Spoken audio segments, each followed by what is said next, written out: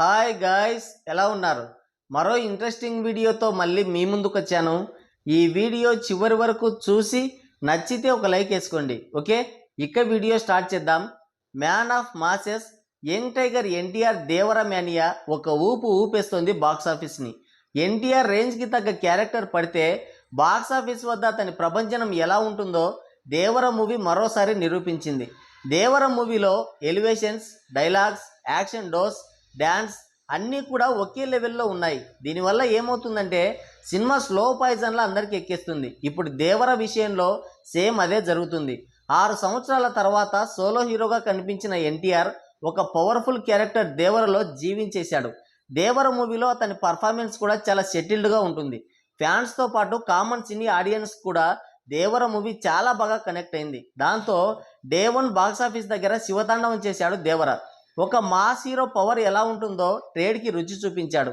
తన mass పవర్తో day 1 172 కోట్ల gross, 102 కోట్ల షేర్ వసూలు చేసి ఔరా అనిపించాడు. 2 రోజులకే 243 కోట్ల గ్రాస్ కొల్లగొట్టిన దేవర బాక్సాఫీస్ దగ్గర వీర విహారం చేస్తున్నాడు. భారీ టికెట్ రేట్లతోనూ జనాల్ని థియేటర్లకి రప్పిస్తూ హౌస్ఫుల్ బోర్డులతో కలకల్లాడిస్తుంది. పాన్ ఇండియా మూవీగా రిలీజ్ అయిన సినిమాలకి ఈ కలెక్షన్స్ రావడం పెద్ద గొప్ప అని మీరు అనుకోవచ్చు.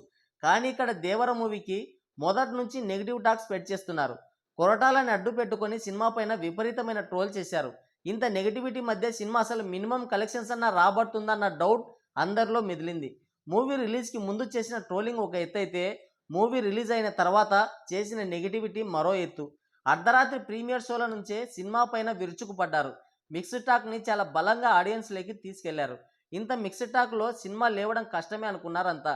చివరికి ఫ్యాన్స్ కూడా ఏం జరుగుతుందో, సినిమా ఎందుకు నచ్చలేదో అర్థం కాక వెర్రి చూపులు చూశారు. అలాంటి అయోమయ పరిస్థితుల్లో ఎన్టీఆర్ కేవలం తన స్టార్ పవర్తో అంత నెగిటివిటీలోనూ కామన్ ఆడియన్స్ని, ఫ్యామిలీ ఆడియన్స్ని థియేటర్లకి రప్పించాడు. కలెక్షన్ల వరద పారించాడు. 2 హీరోలు ఉండి కూడా ఆచార్య సినిమాని మొదటి రోజే పండబెట్టారు. పైగా మెగాస్టార్, గ్లోబల్ స్టార్. కానీ దేవరలో ఉండేది ఒకే ఒక్క స్టార్, ఒకే ఒక్క పవర్. ఆ పవరే సినిమాని పైకి లేపింది. ఇక కష్టం అనుకున్న ఫ్యాన్స్కి కావాలని నెగిటివిటీ స్ప్రెడ్ చేసిన వాళ్ళకి ఏకకాలంలో షాక్ ఇచ్చాడు. దాంతో ఫ్యాన్స్ పండుగ చేసుకుంటున్నారు. యాంటీ ఫ్యాన్స్ మాత్రం తల ఏడబెట్టుకోవాలని అర్థం కాక దిక్కులు చూస్తున్నారు.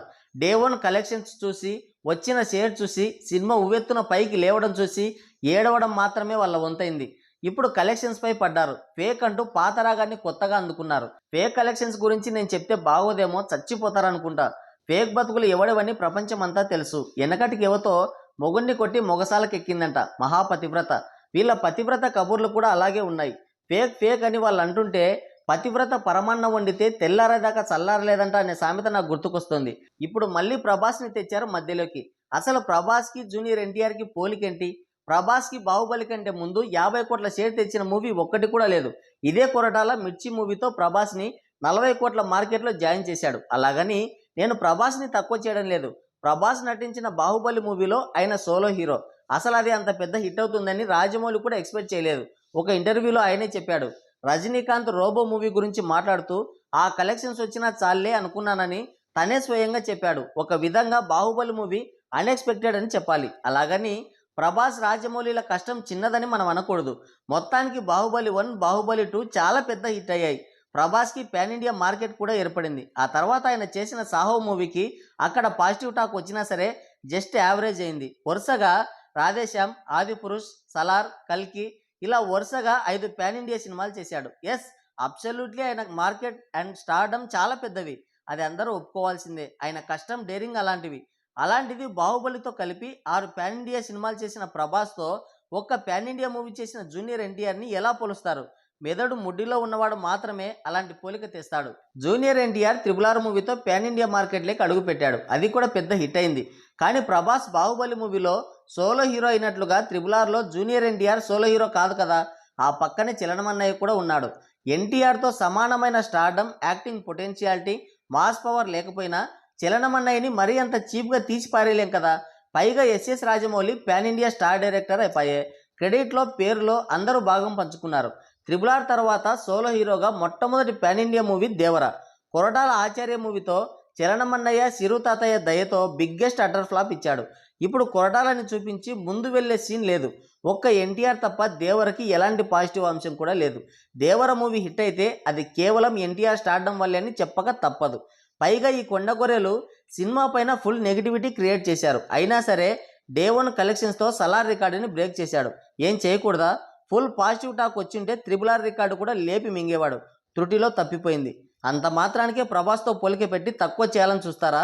అసలు ఆ మాటకొస్తే ప్రభాస్తో జూనియర్ ఎన్టీఆర్ని పోల్చి చూసేవాడు బుర్ర తక్కువ సన్నాసి. ఎవడి టాలెంట్ ఆడిది. ప్రభాస్ 6 అడుగుల ఆజాన్బావుడు, కానీ తారక్ దేశంలోనే నెంబర్ 1 డాన్సర్. యాక్టింగ్లో ఎక్స్ప్రెషన్స్ పలికించడంలో ఎవ్వడు సాటిరాడు. మూతి మీద మీసమ్మలోని రోజుల్లోనే రికార్డులు మడతపెట్టి జేబులో వేసుకున్నాడు. అతని ఫాలోయింగ్ చూసి ట్రేడ్కి మతిపోయింది. ఆంధ్ర వాళ్ళ ఆడియో ఫంక్షన్ ఇప్పటికీ ఒక చెరగని రికార్డు. ఎవడి టాలెంట్ ఆడిది. ఇక్కడ ప్రభాస్ని తక్కువ చేయడం నా ఉద్దేశం కాదు. 6 పాన్ ఇండియా సినిమాల హీరోతో ఇప్పుడిప్పుడే మార్కెట్లోకి అడుగుపెట్టిన స్టార్ని పోల్చడం తప్పు అంటున్నాను. ఈ మెగా ఫ్యాన్స్కి ప్రభాస్ స్టార్డమ్ చూసినా తట్టుకునే శక్తి లేదు. ఆయన సినిమాలకు కూడా నెగిటివిటీ స్ప్రెడ్ చేసేది వీళ్ళే. ఇప్పుడు ఎన్టీఆర్ని ప్రభాస్తో పోల్చి వాళ్ళ మధ్య గొడవలు పెట్టి వాళ్ళు సినిమాకి సపోర్ట్ చేయకూడదనేది వీళ్ళ ప్లాన్. అది అర్థం చేసుకోలేని పరిస్థితుల్లో ప్రభాస్ ఫ్యాన్స్ ఉన్నారని నేను అనుకోవడం లేదు.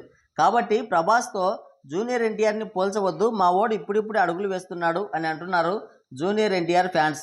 మరి ప్రభాస్ సినిమాలతో జూనియర్ ఎన్టీఆర్ దేవరని కంపేర్ చేసి చూడడం గురించి మీరేమనుకుంటున్నారో మీ అమూల్యమైన అభిప్రాయాన్ని కింద కామెంట్ సెక్షన్లో కామెంట్ చేయండి. సో గైస్, ఇది వీడియో. మరో ఇంట్రెస్టింగ్ వీడియోతో మళ్ళీ కలుద్దాం. Thank you. Take care.